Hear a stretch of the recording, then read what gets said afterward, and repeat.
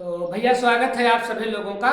और आइए आज के क्लास में हम लोग जानते हैं कि जीवधारियों में जैव प्रक्रम क्या है और जैव प्रक्रम के लिए पोषण की आवश्यकता क्यों है। तो जीवधारी मतलब सभी जीवधारी, वो अमीबा से लेकर के और ब्लू व्हेल तक सभी जीवधारी में क्या होता है बेटा, जैव प्रक्रम होता है। जैव प्रक्रम ही ये साबित करता है कि जीवधारी जीवित है। जैव प्रक्रम क्या है? जीवन जीने के लिए की जाने वाली क्रियाएं ही जैव प्रक्रम कहलाती हैं। अब जैव प्रक्रम में क्या क्या चीजें आ सकती हैं? जीवधारी कौन कौन सी क्रियाएं करता है? जीवधारी वृद्धि और विकास करता है, जीवधारी गति करता है, जीवधारी पाचन करता है, जीवधारी श्वसन करता है, उत्तेजनशीलता प्रदर्शित करता है, प्रजनन करता है। ये सारी जो गतिविधियां हैं, ये जो सारी प्रक्रियाएं हैं, पाचन, उत्सर्जन, श्वसन, परिवहन, उत्तेजनशीलता, प्रजनन, वृद्धि और विकास, ये सारी जो प्रक्रियाएं हैं, अगर इन सारी प्रक्रियाओं को हम योग कर दें तो उसी को हम कहेंगे जैव प्रक्रम। ये सारी प्रक्रियाएं क्या कहलाएंगी? जैव प्रक्रम। इन सारी प्रक्रियाओं के होने से ही तो यह साबित होता है कि हम जीवित हैं, और निर्जीव पदार्थों से यही प्रक्रियाएं तो हमको पृथक करती हैं।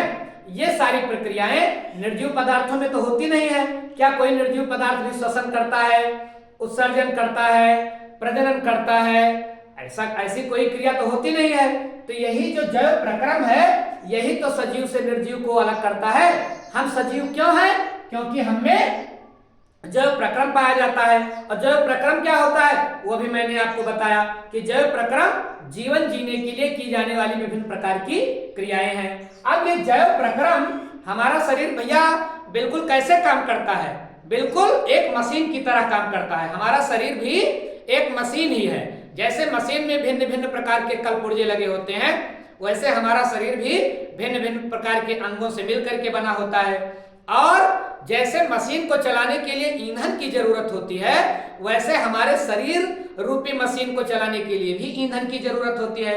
नहीं तो हम ये सब काम कैसे कर सकें। और आप ये भी ध्यान रखें कि हमारे दिनचर्या के जितने भी काम हैं, पढ़ना, लिखना, उठना, बैठना, चलना, सोना, खेलना, जितनी भी गतिविधियां हैं, ये सब बिना पोषण के हो नहीं सकती हैं। तो जैव प्रक्रम को जारी रखने के लिए हमारे शरीर को किसकी जरूरत है? पोषण की जरूरत है। किसकी जरूरत है बेटा? पोषण की जरूरत है। जैव प्रक्रियाओं को संचालित रखने के लिए किस चीज की जरूरत है? न्यूट्रिशन मतलब पोषण की जरूरत है। अगर हमारे शरीर को पोषण नहीं मिलेगा तो क्या ये जैव प्रक्रम चलेगा? ये शरीर रूपी गाड़ी चल पाएगी? बिल्कुल नहीं चल पाएगी। अगर शरीर रूपी गाड़ी को चलाना है तो पोषण रूपी ईंधन डालना पड़ेगा, न्यूट्रिशन जरूरी है। हम कोई भी काम नहीं कर सकते हैं बिना पोषण के। अच्छा, ये पोषण कहां से मिलेगा? पोषण हमें मिलेगा पोषक पदार्थ से। पोषण कहां से मिलेगा? पोषण पोषक पदार्थ से मिलेगा। और ये पोषक पदार्थ कहां से मिलेंगे? भोजन से मिलेंगे। तो अब बताइए, जैव प्रक्रम को जारी रखने के लिए बताइए किस मुख्य ईंधन की जरूरत है? भोजन रूपी ईंधन की जरूरत है। तो बिना भोजन के न पोषक पदार्थ मिलेगा, बिना पोषक पदार्थ से पोषण नहीं होगा, पोषण नहीं होगा तो जैव प्रक्रम नहीं होगा, और जैव प्रक्रम नहीं होगा तो हम बिल्कुल कैसे हो जाएंगे? हम बिल्कुल निर्जीव पदार्थों जैसे हो जाएंगे। तो अब भोजन क्यों जरूरी है? जैव प्रक्रम को जारी रखने के लिए। और भोजन हम क्यों करते हैं? इसी प्रश्न का जवाब आज खोजना है। भोजन ही मुख्य ईंधन है जो जैव प्रक्रम को चलाता है। अब अगर आपसे ऐसे पूछा जाए कि भोजन क्या है, तो भोजन हमारे शरीर का एक ईंधन है। जैसे गाड़ी के लिए डीजल और पेट्रोल, बिल्कुल हमारे शरीर के लिए वही काम भोजन करता है। तो आइए देखें कि ये भोजन हम क्यों करें, कब करें, कितना करें और कैसे करें। इन प्रश्नों का जवाब खोजने का प्रयास करें। भोजन क्यों, भोजन कब, भोजन कितना और भोजन कैसे। और ये सब क्यों जरूरी है? पोषण के लिए। और पोषण से क्या होगा? जैव प्रक्रम चलेगा, जैव प्रक्रम चलेगा, हम जिंदा रहेंगे, नहीं तो हम मर जाएंगे। तो जीवित रहने के लिए भोजन। अब भोजन क्यों? भोजन क्यों? इसके लिए विज्ञान जवाब देता है, भोजन हमें करना चाहिए इसलिए कि अगर हम भोजन नहीं करेंगे तो हमारे शरीर को ऊर्जा नहीं मिलेगी। तो भोजन हम क्यों करें? ऊर्जा के लिए।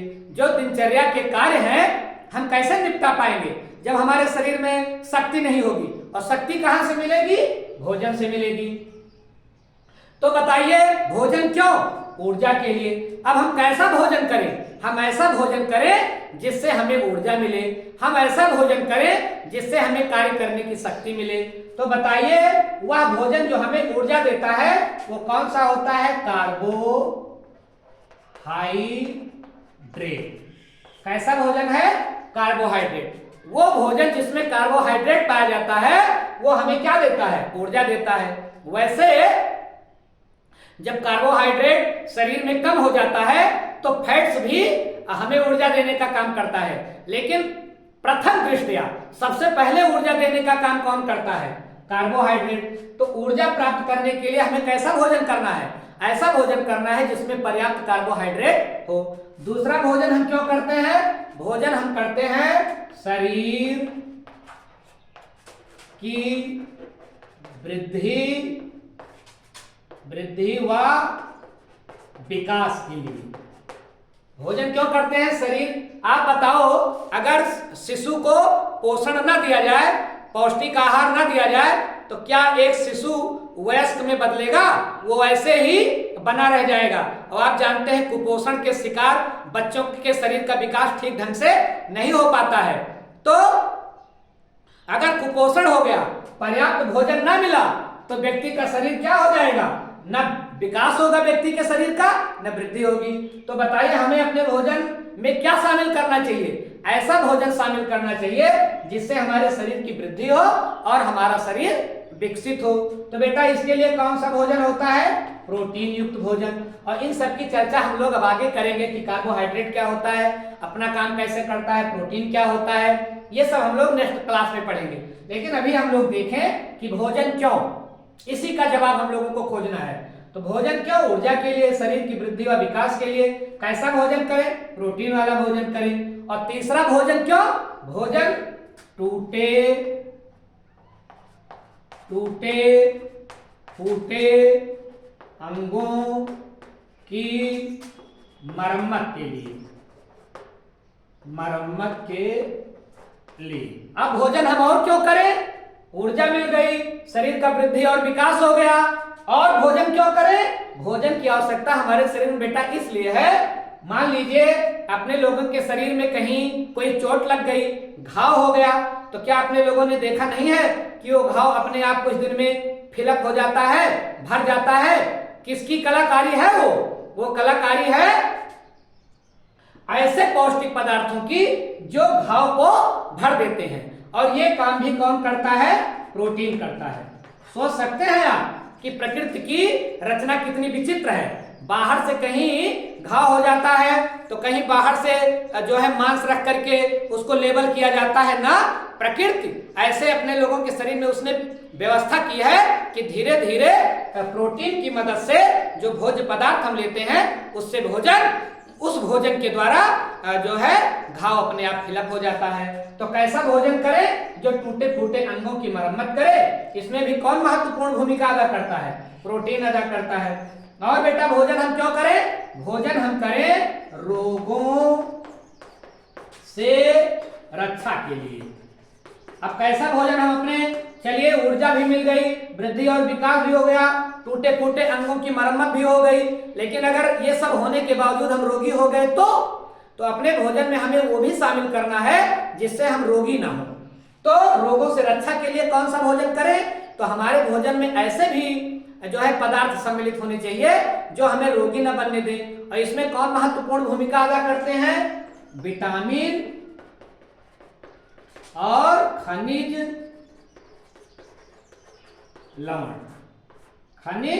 लवण। ध्यान रखेंगे ये विटामिन और खनिज लवण ऐसे सूक्ष्म पदार्थ हैं जो जरूरत तो हम जिनकी जरूरत तो हमारे शरीर में बिल्कुल सूक्ष्म मात्रा में होती है, लेकिन इनका काम बहुत बड़ा है। अगर ये हमारे शरीर को प्रॉपर ना मिले, ठीक ढंग से ना मिले, तो हमारा शरीर रोगी हो जाएगा। तो बताइए भोजन क्यों? भोजन ऊर्जा प्राप्त करने के लिए। भोजन क्यों? शरीर की वृद्धि और विकास के लिए। भोजन क्यों? टूटे फूटे अंगों की मरम्मत के लिए। भोजन क्यों? रोगों से रक्षा के लिए। और ये सब होगा तो क्या होगा? तो हमें पोषण मिलेगा, और पोषण होगा तो हमारी जो जैविक क्रियाएं हैं, जो जैव प्रक्रम है, वो सुचारू रूप से चलता रहेगा। तो पहले तो हम लोगों ने ये इस प्रश्न का उत्तर खोजा कि भोजन क्यों? जैव प्रक्रम को निरंतर चलाए रखने के लिए, ऊर्जा के लिए, शरीर के वृद्धि विकास के लिए, टूटे फूटे अंगों की मरम्मत के लिए, रोगों से रक्षा के लिए। ये बात आप बिल्कुल रट लें। अब दूसरा पॉइंट विज्ञान के बहाने आओ हम लोग देख ले कि भोजन कब, भोजन क्यों, इसका जवाब तो मिल गया। और भोजन कब? तो बेटा इस बात का ध्यान रखें, भोजन तब करना चाहिए जब भूख अपने चरम पर हो।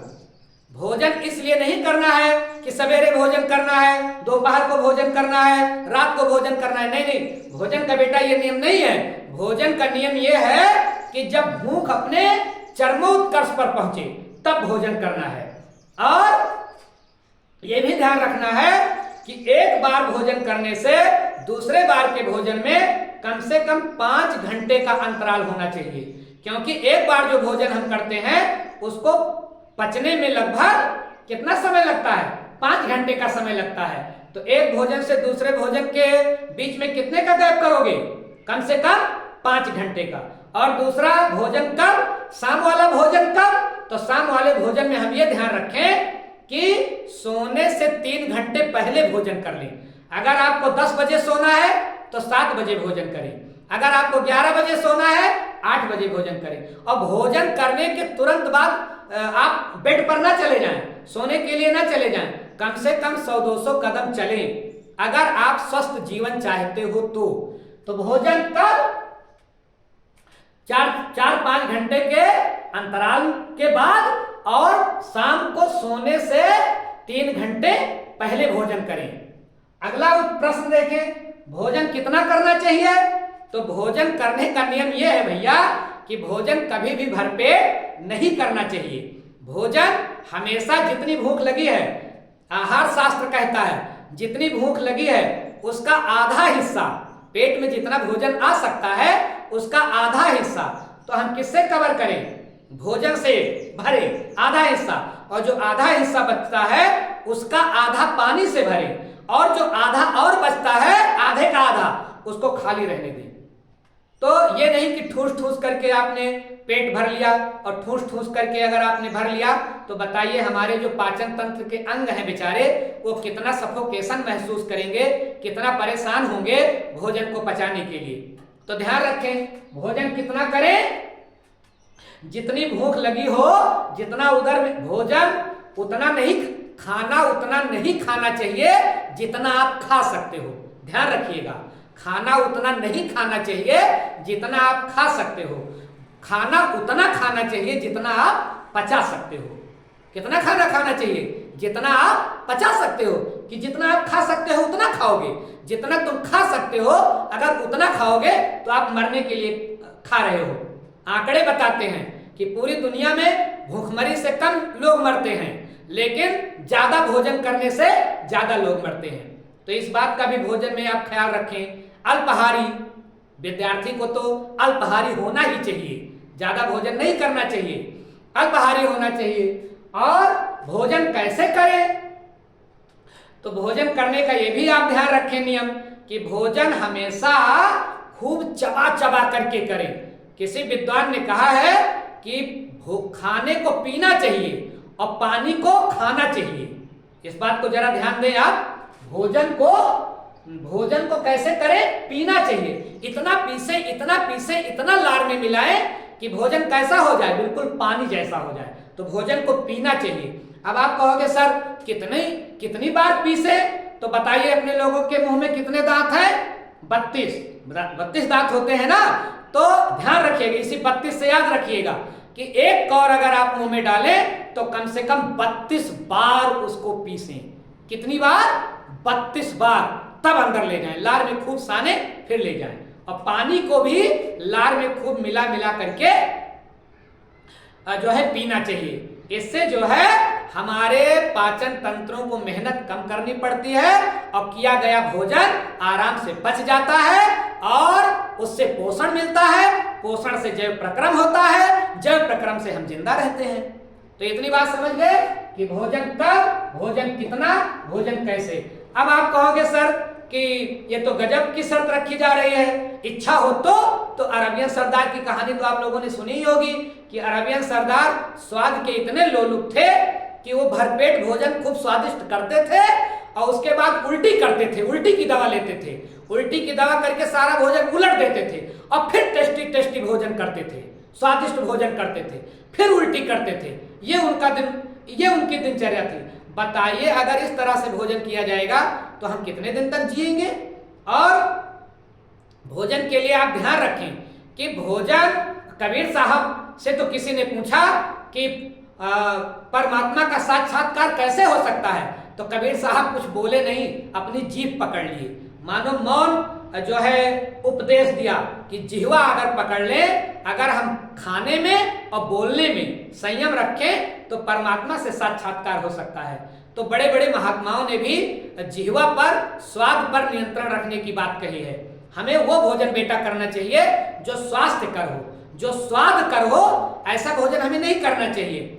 अरे आयुर्वेद के महान आचार्य चरक का नाम तो आपने सुना ही होगा।